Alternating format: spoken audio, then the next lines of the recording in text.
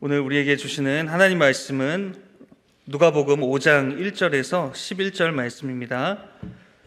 누가복음 5장 1절부터 11절의 말씀입니다.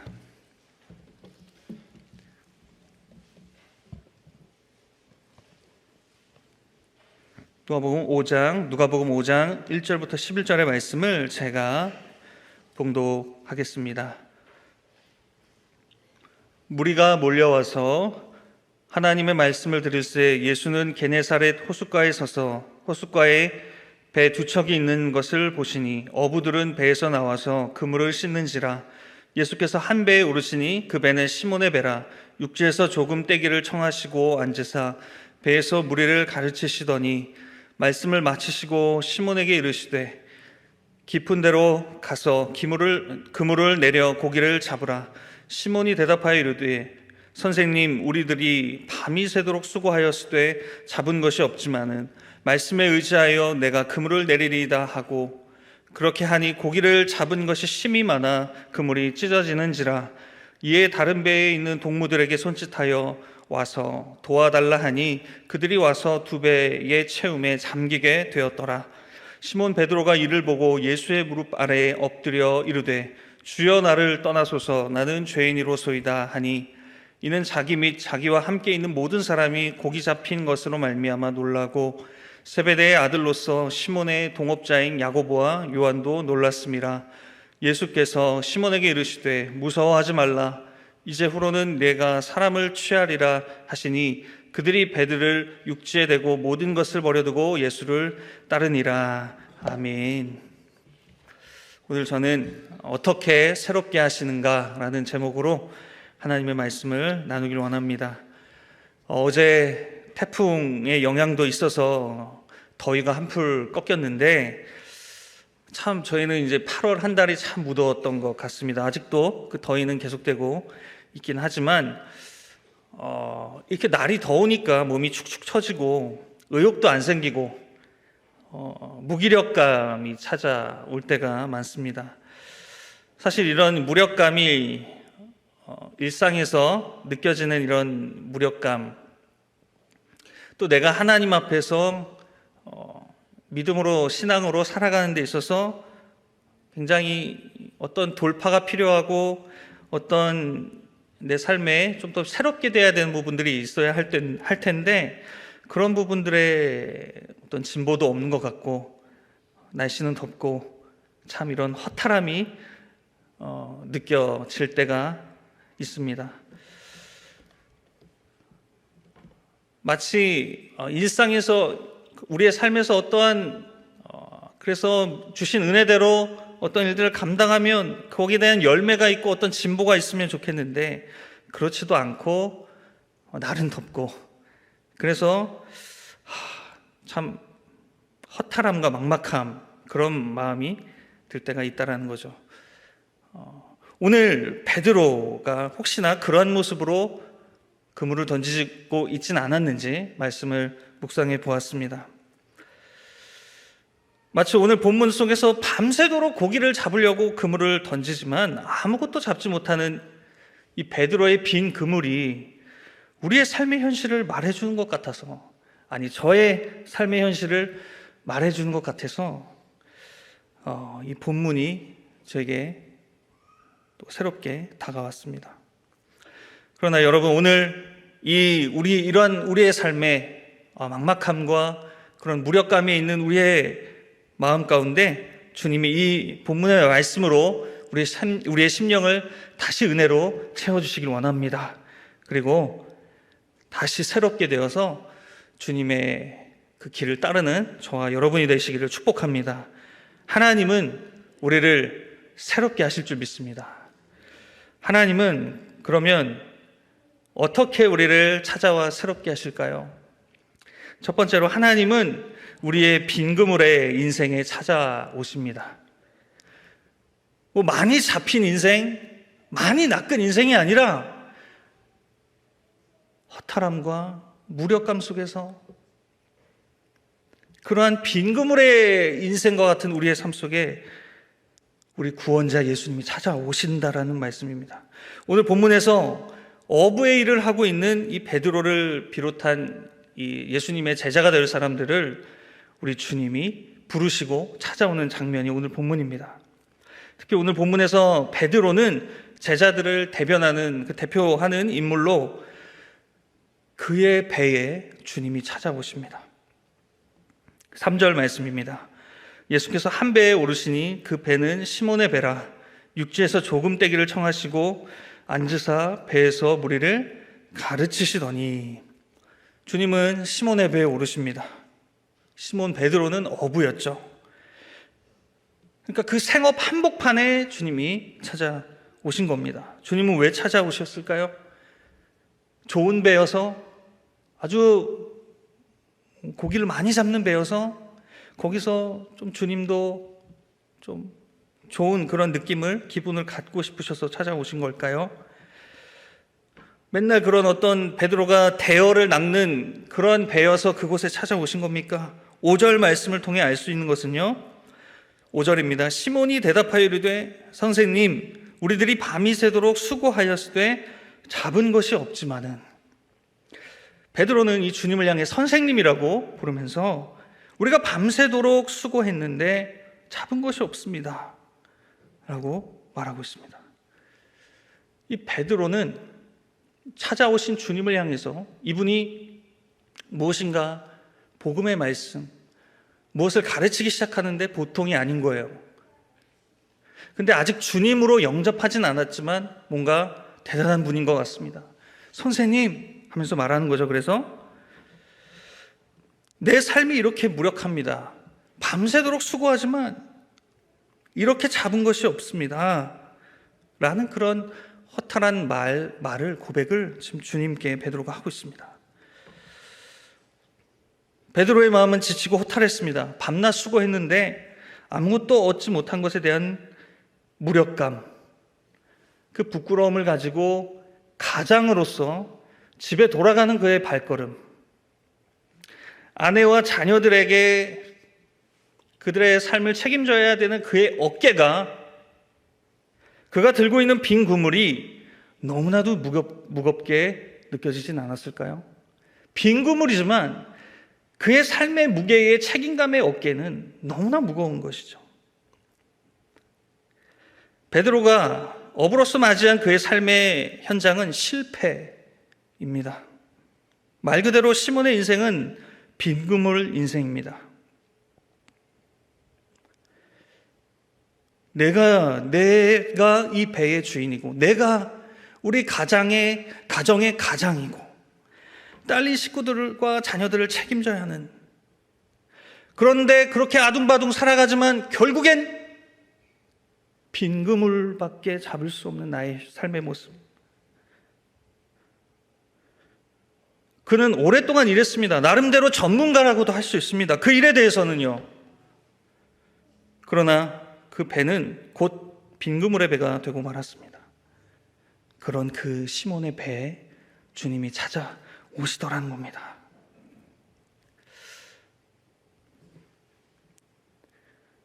그리고 이 말씀을 통해 우리를 또한 우리가 느끼는 그 빈 그물과 같은 우리의 인생의 한복판에 오늘 주님이 찾아오실 줄 믿습니다. 그러므로 여러분 한번 생각해 봅니다. 우리가 정말로 예수님으로 말미암아 새로운 인생이 되려면 주님이 내 인생의 배의 주인이 되셔야 합니다. 내가 모든 것을 다 책임지고 끌어안고 감당하려 할 때 결국엔 내 삶의 빈 그물이 된다는 사실이죠. 그러나 주님이 내 인생의 배에, 우리 가정의 배의 주인이 되신다면, 하나님이, 우리 예수님이 그 선장으로서 그 배를 운항해 주신다면 가장 좋은 길로 인도해 주실 줄 믿습니다. 주님이 그렇게 빈 그물 된 그 시몬의 배에 찾아오십니다. 그래서 여러분, 우리는 우리의 삶에 안 풀리고 막막하고 답 없어 보이는 그러한 자리에서, 새롭게 되어야 될 그 무엇인가 필요한 그 자리에서, 그 자리를 안 된다고 도망가지 마시기 바랍니다. 박차고 떠나지 마시기 바랍니다.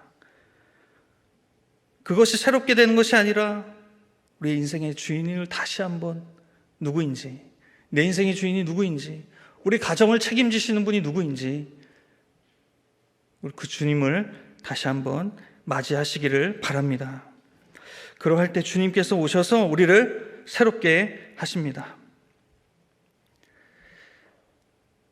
여러분, 그러면 주님은 우리의 그러한 빈그물과 같은 삶의 자리에서 찾아오셔서 우리를 무엇을 통해 새롭게 하십니까? 두 번째로 말씀을 통해 새롭게 하십니다.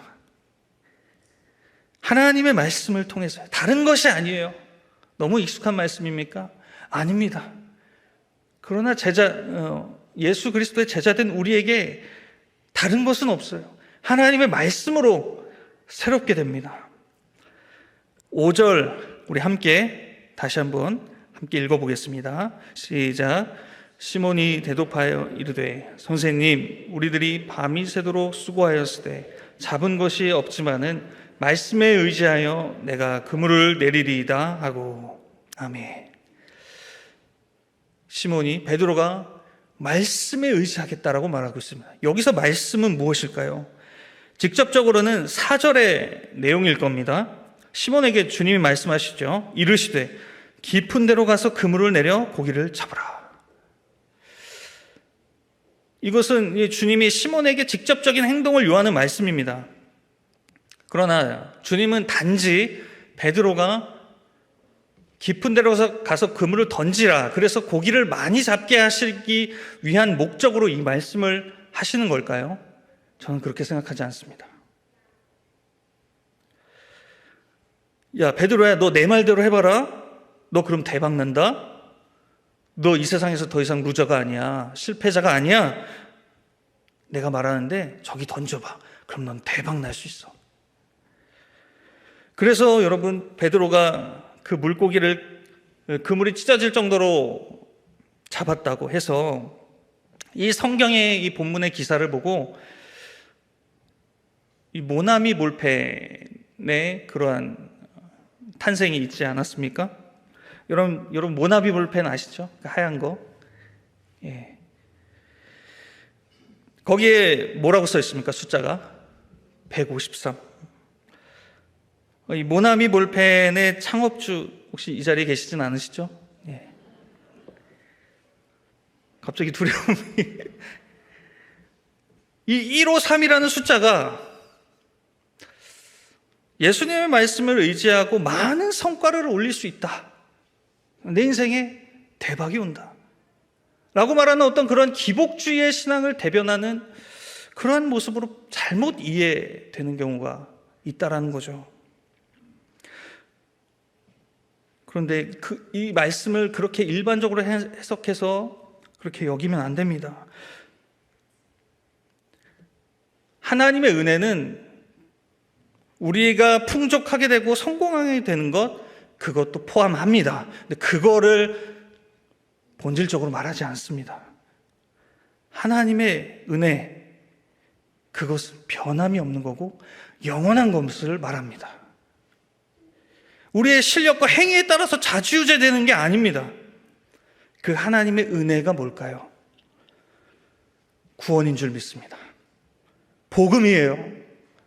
구원의 은혜, 변함이 없는 은혜입니다. 여기서 베드로가 주님의 말씀을 의지해서 그물을 내리겠다라고 말할 때 베드로가 들은 주님의 말씀은 은혜의 복음이었습니다. 당시 유대인들은 로마 제국의 압제 아래에 있었죠. 그래서 유대인들은 생각했을 겁니다. 우리가 하나님 앞에 율법을 제대로 지키지 못해서 이러한 압제를 받고 살아가는 거다. 베드로도 유대인으로서 그런 생각을 하고 있었을 겁니다. 마치 내 삶에 지금 펼쳐지고 있는 이 빈구물의 현실이 하나님께 율법을 잘 지키지 못해서 내 인생이 지금 저주를 받는 게 아닌가. 그런 정죄감에 시달리고 늘 자신의 행동에 대해서 자괴감에 빠져있는 그에게 예수님이란 분이 그 배에 찾아 올라오셔서 그에게 복음을 가르치시는 겁니다. 이 베드로의 배에서 주님은 이렇게 말씀하셨을 겁니다. 앞장 누가복음 4장 21절인데요. 이에 예수께서 그들에게 말씀하시되 이 글이 오늘 너희 귀에 응하였느니라. 이 글이 너희 귀에 그대로 응하였다. 이루어졌다. 자, 이 글은 무엇이냐면 4장 18절입니다. 주의 성령이 내게 임하셨으니 이는 가난한 자에게 복음을 전하게 하시려고 내게 기름을 부으시고 나를 보내사 포로된 자에게 자유를, 눈먼 자에게 다시 보게 함을 전파하여 눌린 자를 자유롭게 하고 주의 은혜의 해를 전파하게 하려 하심이라. 주님은 4장에서 베드로의 배에 오르시기 전에 이미 회당에서 유대인들에게 회당에서 이 복음을 전파하셨어요. 하나님 나라의 이야기, 이제 이 죄된 세상 속에서 구원받을 수 있는 유일한 구세주에 대한 이야기, 가난하고 포로된 자에게 자유를 허락하시고 자기 사리사욕에 눈이 멀어서 살아가는 자에게 다시 보게 하시고 하나님 나라를 온전히 바라볼 수 있게 하시느니 예수님, 복음 되신 그분이 오셨다. 내가 너의 인생에 찾아왔다. 내가 너의 배에 찾아왔다. 주님이 베드로의 배에 찾아오셔서 그의 빈 그물에 복음을 허락하여 주셨습니다. 이 복음을 가르치시고 그 말씀에 반응해서 베드로는 그물을 던지겠습니다 라고 반응한 것이었습니다. 그래서 이 말씀은 단순히 깊은 데에 그물을 던져, 그곳에는 고기가 많이 잡을 수 있어, 너는 대박난 어부가 될 거야 라는 그 말씀이 아니라는 거죠. 베드로는 어부로서 이 갈릴리 바다의 어류의 상황을 잘 아는 사람이었어요. 그보다 전문가가 있었겠습니까? 그 전문가가 지금 빈 그물을 맞이한 상황인데 갑자기 이 일의 비전문가이신 예수님이 말씀하시는데 그가 복음을 듣고 반응하니 나의 경험, 내 방식,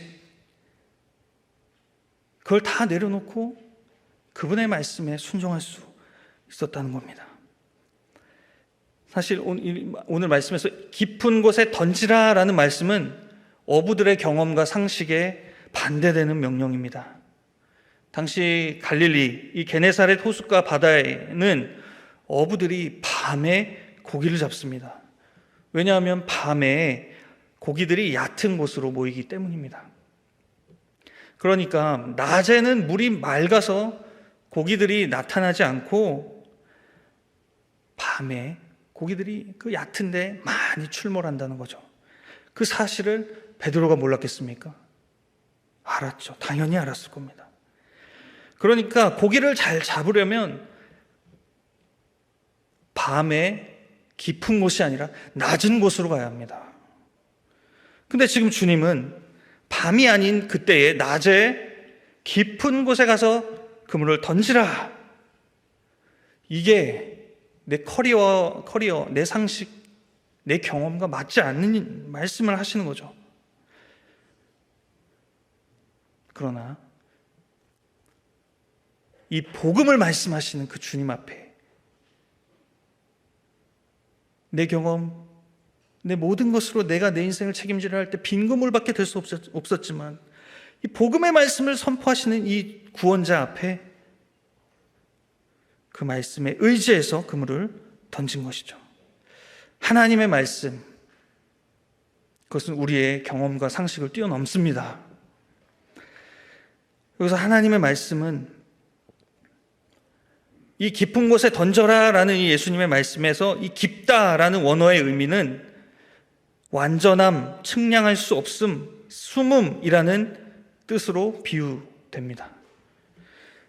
그래서 하나님의 구원에 대해서도 사도 바울은 이렇게 고백하죠. 로마서 11장 33절입니다. 깊도다 하나님의 지혜와 지식에 부요하며 그의 판단은 측량치 못할 것이며 그의 길은 찾지 못할 것이로다.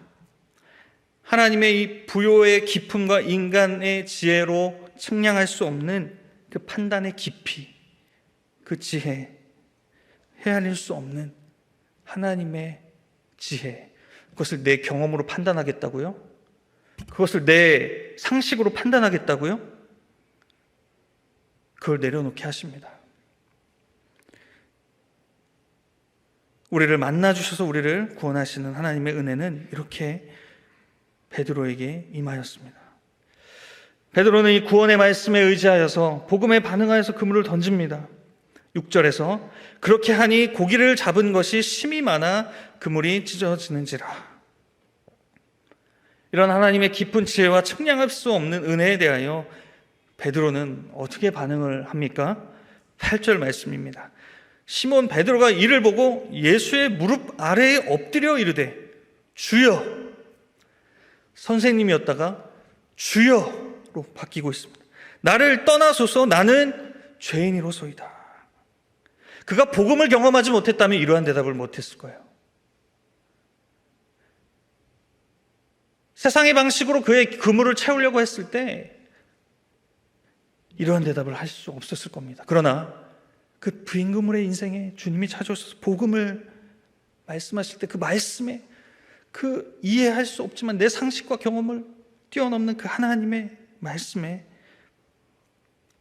반응을 했을 때 그는 나를 떠나소서, 나는 죄인입니다 라고 고백하게 됩니다. 나를 떠나소서라는 이 말은 내가 구원자 앞에 감히 설 수 없는 그런 고백이라는 말씀입니다. 구원받은 자들이 바로 이러한 고백을 하는 거죠. 죄인이고 한없이 추악하기만 한 나를 찾아오셔서 구원하시는 이 이해할 수 없는 은혜 앞에 고백하는 겁니다. 하나님의 은혜가 너무나 감사한 거예요. 이해할 수 없는 하나님의 은혜. 여러분, 하나님은 그분의 말씀으로 우리를 새롭게 하실 줄 믿습니다. 예수님 앞에 서지 않으면 여전히 죄인이고 그런 율법의 정죄감에 시달릴 수밖에 없는 우리에게 복음 되신 그분이 찾아오셔서 말씀해 주시고 성령으로 함께 하십니다. 여러분, 죄인에서 이제 내가 의인이라는 존재로 새롭게 된 사실입니다. 여러분, 우리가 무엇으로 우리의 심령에 늘 이 갈급한 심령에 새롭게 할 수 있을까요? 그 어떤 것으로 우리의 마음을 새롭게 할 수 있겠습니까? 오직 은혜의 말씀인 줄 믿습니다. 이 구원의 말씀을 다시 한번 기억하시기 바랍니다. 세 번째로, 하나님은 우리의 사명을, 헌신을 새롭게 하십니다. 여러분, 하나님의 복음에 반응한 이 베드로는 이제 고기를 잡는 사람에서 영혼을 잡는 하나님의 제자로, 사람으로 그의 사명이 바뀌게 됩니다. 예수님 없는, 그래서 자신이 주인된 배를 항해하던 자의 사명은 내가 많이 잡는 것, 그래서 내가 성공하는 것, 우리 자녀들이 잘 되는 것, 그것을 위해 아둥바둥 살아가는 것이었죠. 그러나 그 끝은 빈 그물 인생이었습니다. 그러나 이제 예수님의 제자로 부름받아 구원의 그 은혜를 경험한 자들의 사명은 내가 받은 이 구원의 복음을 전하라는 사명으로 새롭게 되는 줄 믿습니다. 오늘 10절 말씀입니다. 베드로에게 우리 주님은 이렇게 그의 사명에 대해 말씀하시죠. 세베대의 아들로서 시몬의 동업자인 야고보와 요한도 놀랐음이라. 예수께서 시몬에게 이르시되 무서워하지 말라. 이제 후로는 내가 사람을 취하리라 하시니. 이 다른 복음서에는 이 말씀을 사람을 낚는 어부라라고 말합니다. 성공을 낚고 출세를 낚으려던 그의 사명이 이제 영혼을 낚는 어부로 새롭게 주어졌습니다. 너 그 복음의 말씀에, 그 은혜의 말씀에 정말로 감사하니? 그럼 이제 그 말씀에 목숨을 걸고 영혼을 구하는 일에 목숨을 걸어라. 주님이 이렇게 말씀하시는 거죠. 여러분, 그런데 베드로가 어떻게 됩니까? 예수님의 제자가 되지만 늘 믿음 없고 의심 없을 때 의심하고, 어떤 때는 예수님으로부터 사단아 물러가라 라는 그런 강한 책망을 받는 부족한 모습도 보입니다. 예수님을 배반하지 않겠다고 그렇게 목에 힘주어 말했지만 예수님이 잡혀가실 때 결정적인 순간에 예수님을 떠나죠. 사실 이게 우리의 모습 아닙니까? 하나님의 은혜를 경험하고 그래서 주신 그 말씀대로 사명을 갖고 하려고 하지만 계속 때로는 하나님께 도망가고 싶다고 의심하고. 그러나 여러분, 오늘 주님은 베드로를 찾아오셔서 그에게 사명을 새롭게 하실 뿐만 아니라 우리가 복음서 전체를 통해 알게 되는 사실은 베드로가 사명을 끝까지 다할 수 있도록 주님이 도와주셨습니다. 요한복음 21장 15절 16절에서는 예수님을 3번 배반한 베드로에게 부활하신 예수님이 찾아오셔서 그의 사명을 회복하시죠. 베드로야, 너 나 사랑하니? 그럼 내 양을 먹여라. 내 양을 쳐라. 내 양을 먹여라. 치욕적인 3번의 배신을 주님은 사명을 다시 한번 그에게 회복시켜 주시는 사랑의 말씀으로 3번 베드로에게 말씀하시죠. 그의 사명은 하나님께서 감당할 수 있도록 은혜 주셔서 끝까지 감당케 하셨습니다. 베드로는 성령 강림으로 인해서 그의 신앙은 늘 성령으로 충만했고 초대교회를 세우는 정말 반석과 같은 인물로 그의 사명을 다할 수 있었습니다. 여러분, 오늘 말씀을 정리합니다. 하나님은 오늘 우리를 새롭게 하기를 원하십니다.